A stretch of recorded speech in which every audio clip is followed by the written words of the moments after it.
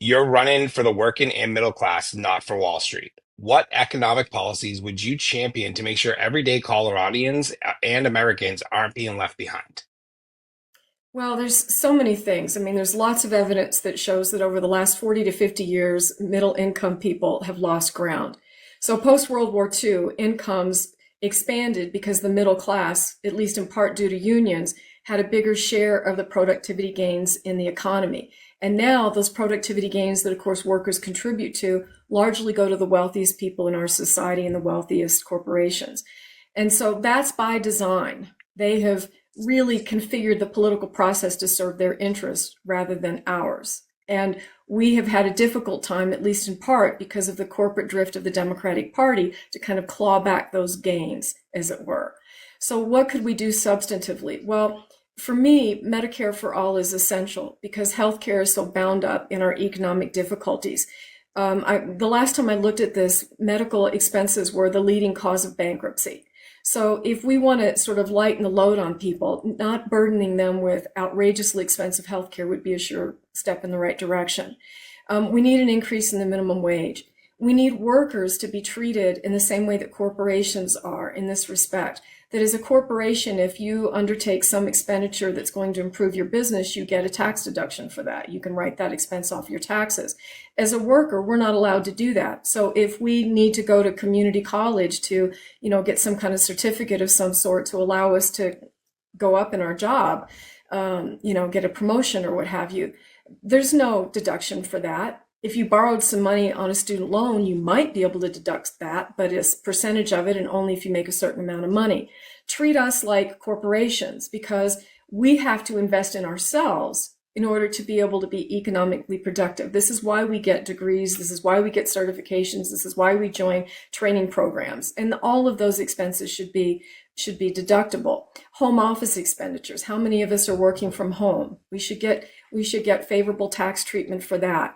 There should be restrictions on predatory corporate practices. So it's not surprising to me that one of the first things that Trump did was go after the Consumer Financial Protection Bureau, which has done a reasonably good job of looking out for us when we're involved in financial transactions. So they don't want that. They don't want us to be protected from predatory practices by large corporations, the big banks, et cetera. That needs to be reinstated and probably beefed up in terms of what it can do. Things like the quality of the products. I think many of us have experienced buying things that just don't last. Well, that's bad for the environment. It's bad for our pocketbooks, and it's just stupid. So all of those kinds of things are things that should be considered and looked at from a regulatory standpoint. Regulation has become a bad word because Republicans, with some help from Clinton Democrats, have sort of demonized the idea that the government should intervene on our behalf and protect us from predatory corporations. But that protection is absolutely necessary. Otherwise, we're at their mercy. And then, Elizabeth Warren and 6 other Democrats have sponsored the Stop Wall Street Looting Act. And this goes to private equity corporations. These are companies that buy up other companies, and essentially they burden those companies with debt to pay for the purchase. So a company that didn't have a debt burden now does, so that this company can be purchased. And then they take the assets and strip the company of the assets, kind of like mining those companies for assets. And the company is in an imperiled position in terms of continuing to function. And that has resulted, I think I just read today, something like 73% of the bankruptcy of American companies in whatever time period this was, fairly recent, I believe, is as a result of private equity, that these are private equity purchases. So why are we allowing that as a society? Why are we allowing that particular financial transaction that is inflating the wealth of billionaires and kicking people out of their jobs? It's particularly an issue in healthcare, and particularly an issue in rural healthcare. So it's hitting some of the most vulnerable sectors of our society.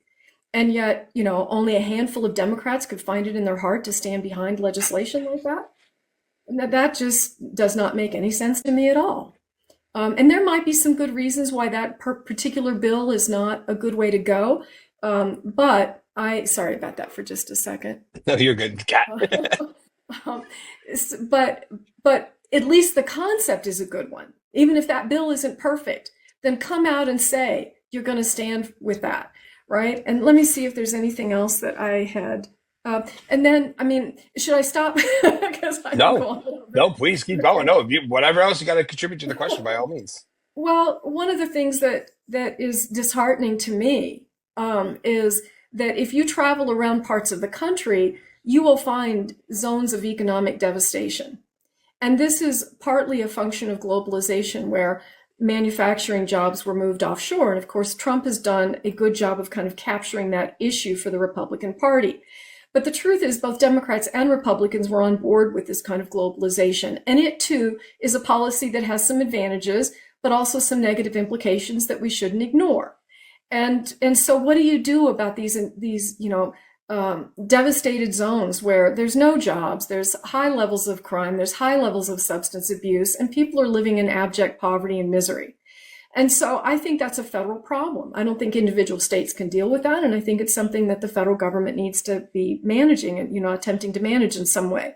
And maybe this looks like economic zones where you create a matching program and you match those funds to the communities that are coming together in trying to create some cohesion around rebuilding those places. Places like Gary, Indiana, some communities where I'm from in Kentucky. I was born in Kentucky. Here in Colorado, we don't have very much of that kind of situation, but we certainly do in other parts of the country. And we need to realize that we're all in this together. When any part of the country is suffering, we're all directly or indirectly suffering. And so I would like to see the Democratic Party get back to its roots of thinking about how to lift everyone up. And that's really been missing from the discourse of the party for quite a long time, in my opinion.